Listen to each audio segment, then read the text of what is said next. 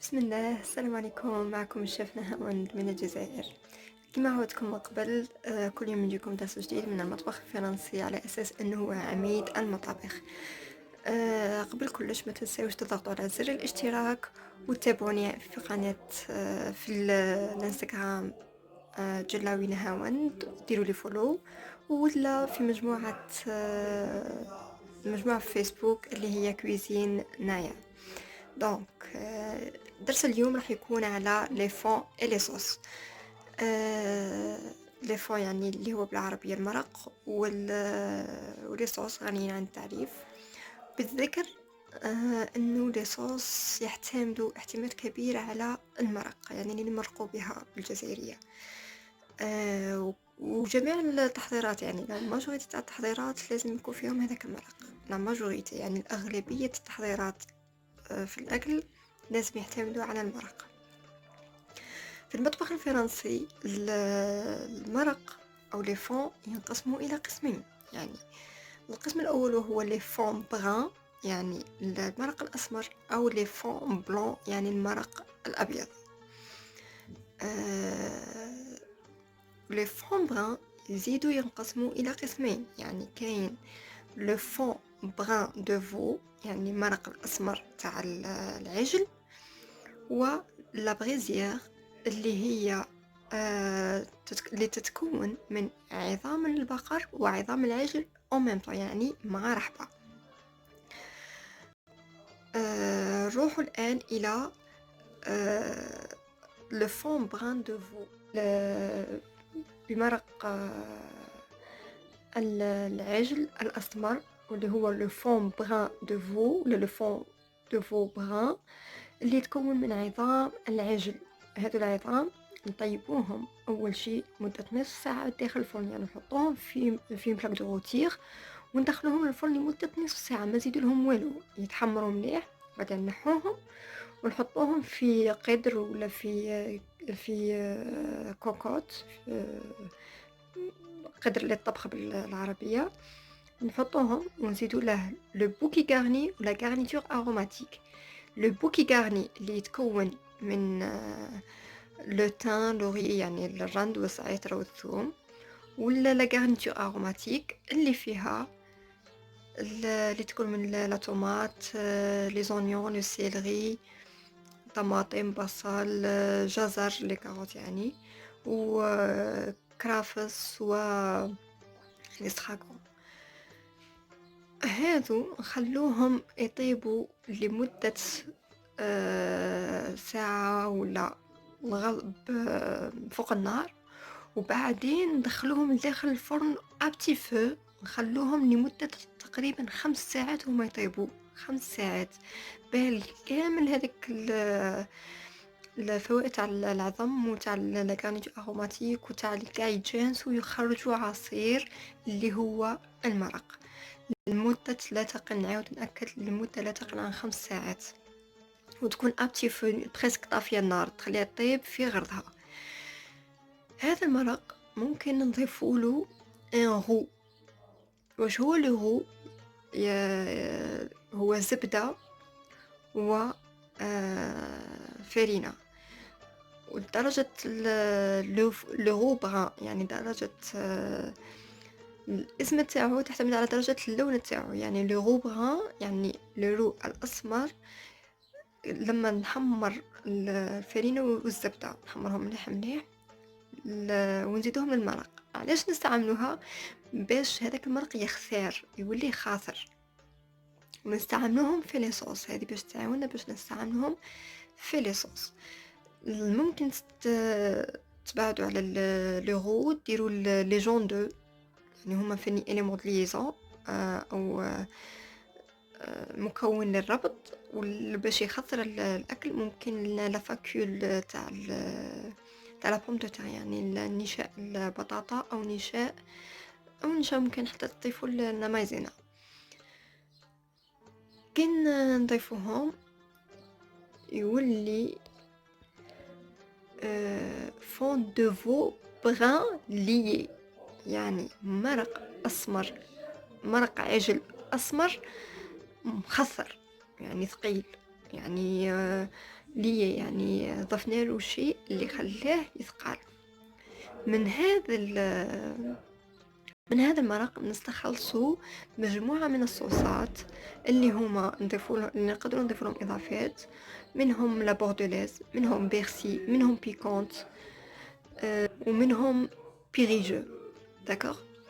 نروحوا الآن لابغيزير. لابغيزير اللي قلت من قبل، اللي ذكرت انها تعتمد على عظام البقر وعظام العجل او ميمتو، يعني مع رحبة. نضيفوا لهم نفس لا غارنيتور اروماتيك ونفس لو بوكي غارني. من بعد كاين هذه لابغيزير، من بعد كنضيفوا لهم لو رو ولا ان اليمون دو ليزون، يعني مكونات باش تثقال، اللي كيما قلت النشاء او نشاء البطاطا او صفار البيض، تولي اسمها الاسبانيول. الاسبانيول ستين صوص معروفة جدا في فرنسا وفي العالم العربي والأوروبي، يعني في كل العالم. الاسبانيول معروفة جدا ويستخرجوا منها مجموعة من الصوصات. الاسبانيول تزيد تخسر تخليها ساعة أخرى ولا استغفر الله 3 ساعات ابتي فو، تستخلص منها ان صوص واللي هي لا دومي غلاس.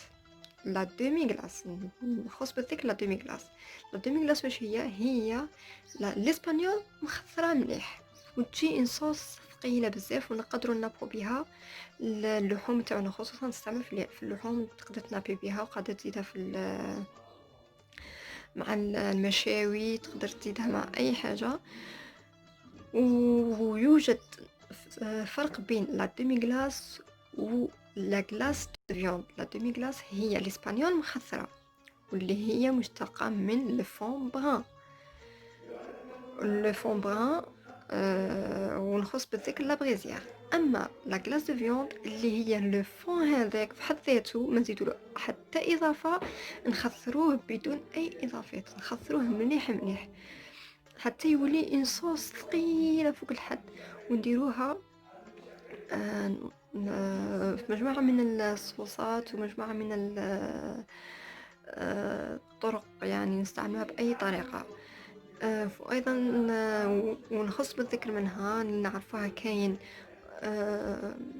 غلاس دو فيوند فيها 4 لافيون، كاين لي فولاي يعني الدواجن، كاين الحوت، كاين يعني كلهم لحوم.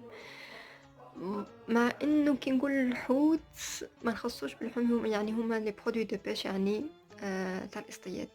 وميم حتى كان لي جيبيي يعني المصطادات، يعني اللي يعيشوا برا، اللي يعيشوا في لو باسكور، يعني في لا باسكور، دونك يعيشوا برا في الفيرما كما احنا نقولوا بالجزائريه. يربوهم ما يربوهمش، استغفر الله، يعني ما يتربيوش الحيوانات اللي ما يتربيوش، كما نقولوا الغزال، كما كان حيوان كما الارنب اللي ما يتربيش، يعني السوفاج اللي ما يتربيش، هذوك سموهم لي جيبيي. اوكي. نروحوا الان لي فون بلون. لي فون بلون كاين نستخلصوا منهم 3، يعني كاين لو فون دو فو بلون، كاين le fond de volaille وكاين الفيمي دو بواسون. اوكي. فون بلون دو فو فيه عظام العجل، عظام العجل بنفس الطريقه كما لو فون بران. عظام العجل ندخلهم الفور يتحمروا شويه نص ساعه، ومن بعد نديرهم في اون كوكوت ولا نديرهم فوق النار يطيبوا مع لا غارنيتور اروماتيك وبوكي غارني. ومن بعد ندخلهم نعاود نرجعهم الفور لداخل في كوم بريزير وندخلهم يطيبوا لمده لا تقل عن 5 ساعات. نفس الشيء نشهي لا غارنيتور اروماتيك. هنايا تختلف، هنايا فيها لو بوافو، يعني البصل تاع النقله، بصل النقله يعني البصل الطويل، نضيفوا له الكلو جيروف يعني القرنفل، نزيدوا له، وما يكونش فيها طماطم، ما يكونش فيه طماطم بما يجيناش بغان، بما يجيناش احمر. هذا كنزيدوا له لا ليزون، نزيدوا لها لو رو، يعطينا ان فيلوتي دو فو. اوكي. نستخلص منها الصوص، مجموعة من الصوصات، نذكر منها لا صوص الموند اي لا صوص بوليت.